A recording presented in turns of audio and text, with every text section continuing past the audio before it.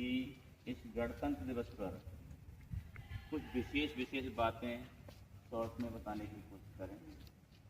आइए मनोज सर जी। आदरणीय प्रिंसिपल साहब, सभी शिक्षकगण, अतिथिगण और प्यारे बच्चों, आज 26 जनवरी है, आप लोगों को पता है। और क्यों मनाते हैं 26 जनवरी? क्यों मनाते हैं? हमारा देश 15 अगस्त 1947 को आजाद हो गया था, लेकिन हम गणतंत्र नहीं हुए थे, पता है ना? गणतंत्र का मतलब होता गण माने लोग और तंत्र माने शासन, ये परिभाषा है। कोई देश गणतंत्र तब होता है जब अपने बनाए नियम और कानूनों से शासित होता है। अगर वो अपने बनाए नियम कानूनों से शासित नहीं होता तो वो देश गणतंत्र नहीं होता है। तो हम 15 अगस्त 1947 को आजाद जरूर हो गए थे, लेकिन 15 अगस्त 1947 से लेकर के 25 जनवरी 1950 तक हम अंग्रेजों के द्वारा बनाए गए नियमों से शासित होते थे।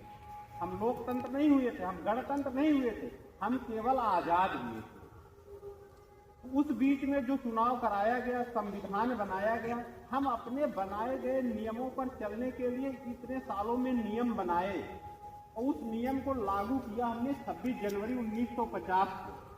तब जाकर के हम गणतंत्र हुए।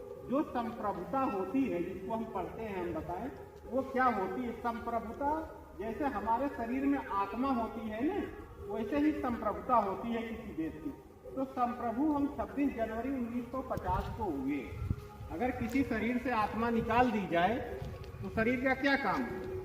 कोई काम है? वैसे ही किसी देश से अगर संप्रभुता निकाल दी जाए, कहने मतलब उसकी आत्मा निकाल दी गई, तो देश का कोई काम है? कोई काम नहीं है ना।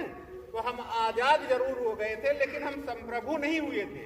संप्रभु होने का मतलब है अपने द्वारा बनाए गए नियम कानूनों से शासित होना, और अपने द्वारा नियम और कानूनों से शासित होना हमने 26 जनवरी 1950 को शुरू किया।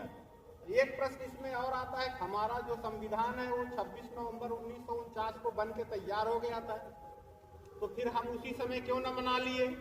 प्रश्न बनता है ना।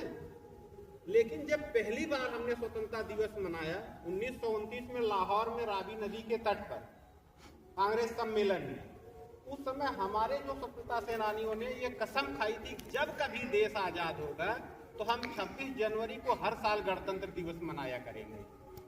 उस बार 26 जनवरी को ही मनाया था। तो संविधान 26 नवंबर 1949 को बन जाने के बाद भी हमने 2 महीने का वेट किया, क्योंकि जो हमने उसके पहले कसम खाई थी उसको पूरा करने का समय आ गया।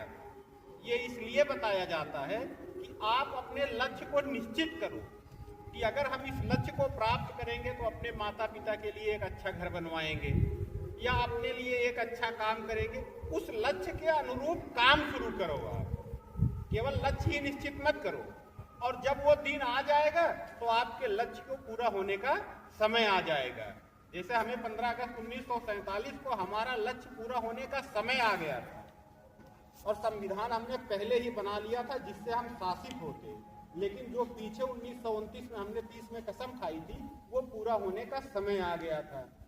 और आज़ादी इसलिए मनाई जाती है, आजकल बहुत से स्कूलों में नहीं मनाई जाती है, छुट्टी कर दी जाती है। छुट्टी नहीं होनी चाहिए। हमारे पूर्वजों ने जो त्याग किया, जो बलिदान किया है, उसको याद करने का समय आ जाता है। लेकिन आजकल लोग भूलते जा रहे हैं। जैसे आपके माता पिता ने पढ़ाया या पढ़ा रहे हैं, हमारे माता पिता ने हमें पढ़ाया, किन संघर्षों में यहाँ तक पहुँचाया है उसको एक दिन याद करने का समय है। उनकी क्या परिस्थितियाँ रही होंगी, कितनी मेहनत से पैसे लाए रहे होंगे, कितने मेहनत से फीस दी रही होगी, जिन टीचरों ने पढ़ाया रहा होगा कितनी मेहनत की रही होगी। ऐसे ही हमारे पूर्वजों को, हमारे स्वतंत्रता सेनानियों को याद करने का दिन है कि देश को 300 साल की गुलामी से कितनी मेहनत से निकाल के लाए रहे होंगे, आज उनको याद करने का दिन है। और इसलिए स्कूलों में विशेष तौर से मनाया जाता है कि बच्चे ही देश का भविष्य है। यह आपके हाथों में ही सौंपा गया है, किसी के हाथों में नहीं सौंपा गया है। हर बार ये कहा जाता है कि देश का भार नौजवानों के कंधों पर ही आने वाला है, ना बच्चों के कंधों पर आने वाला है, ना बुजुर्गों के कंधों पर आने वाला है। तो जितना बेहतर आप करेंगे देश उतना ही बेहतर होता जाएगा। यही सही है। आप बेहतर करने का प्रयास करो। जैसे कल मतदाता दिवस था, मैंने बताया ना, मतदान आप अपनी मर्जी से करो, किसी के दबाव में करने की जरूरत नहीं है। इसी तरीके से देश का भार आपके कंधों पर है। जितना अच्छा पढ़ेंगे, जितना अच्छा बनेंगे, उतने ही अच्छे नागरिक बनेंगे। और आप देश के जितने अच्छे नागरिक बनेंगे, देश उतना ही अच्छा बनेगा। ऐसा है कि नहीं है? अगर हम पढ़ लिख करके बड़े आदमी बन जाए तो हमारा घर अच्छा नहीं बन जाएगा। और देश के सभी पढ़े लिखे लोग अगर अच्छे नागरिक बन जाए तो देश अच्छा बन जाएगा। यही तरीका है ना। इसलिए हम याद करते हैं जो मेहनत से हम यहाँ तक ले आए हैं, हम खोने न पाए। हम अपने पूर्वजों की, अपने स्वतंत्रता सेनानियों की विरासत को बिगाड़ न दें।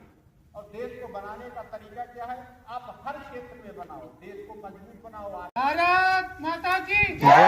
भारत माता की जय। भारत माता की जय। भारत माता की जय। इंकलाब जिंदाबाद। इंकलाब जिंदाबाद। इंकलाब जिंदाबाद। भारत माता की जय। पीछे पीछे पीछे पीछे वंदे वंदे वंदे वंदे वंदे। हिंद जय भारत। जय हिंद जय भारत। जय हिंद जय भारत। जय हिंद।